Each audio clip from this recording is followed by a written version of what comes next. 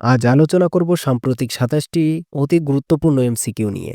আপনারা যারা আজকে আমাদের এই ভিডিওটি দেখছেন, অবশ্যই শেষ পর্যন্ত দেখবেন এবং চ্যানেলটি সাবস্ক্রাইব করবেন। লাইক, কমেন্ট, শেয়ার করতে ভুলবেন না।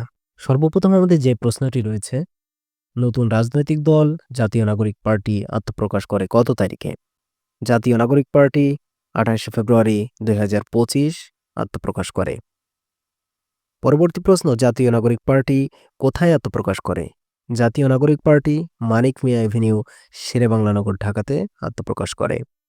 ৩ নম্বরে আমাদের যে প্রশ্নটি রয়েছে, এনসিপি এর পূর্ণরূপ কি? এনসিপি এর পূর্ণরূপ হচ্ছে ন্যাশনাল সিটিজেন পার্টি। পরবর্তী প্রশ্ন, জাতীয় নাগরিক পার্টির স্লোগান কি? জাতীয় নাগরিক পার্টির স্লোগান হচ্ছে ইনকলাব জিন্দাবাদ। পরবর্তী প্রশ্ন, জাতীয় নাগরিক পার্টির আহ্বায়ক কে? জাতীয় নাগরিক পার্টির আহ্বায়ক নাহিদ ইসলাম। পরবর্তী প্রশ্ন রয়েছে আমাদের, সম্প্রতি যুক্তরাষ্ট্রের আকাশে বিমান উড়িয়ে বাংলাদেশের মানচিত্র এঁকেছেন কে? বৈমানিক ফাহিম চৌধুরী। পরবর্তী প্রশ্ন হচ্ছে, জাতিসংঘের মহাসচিব দ্বিতীয়বারের মতো বাংলাদেশে আসেন কত তারিখে? ১৩ই মার্চ ২০২৫। ১৩ই মার্চ ২০২৫ তারিখে।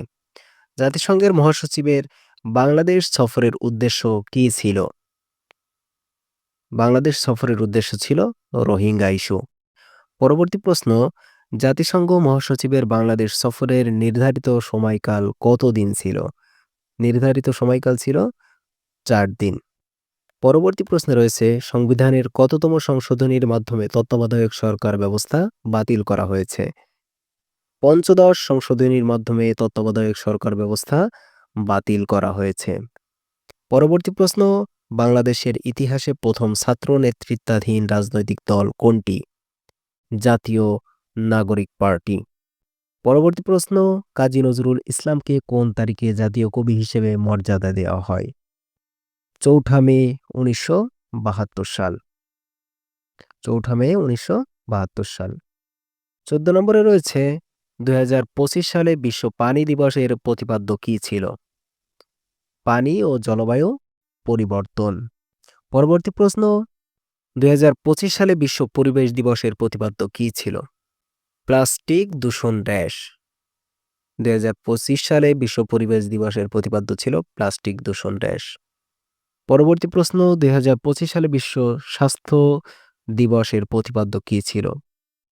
সবার জন্য স্বাস্থ্যসেবা। সবার জন্য স্বাস্থ্যসেবা। ২০২৫ সালে বিশ্ব নারী দিবসের প্রতিপাদ্য কী ছিল? সমতার জন্য উদ্ভাবন। সমতার জন্য উদ্ভাবন।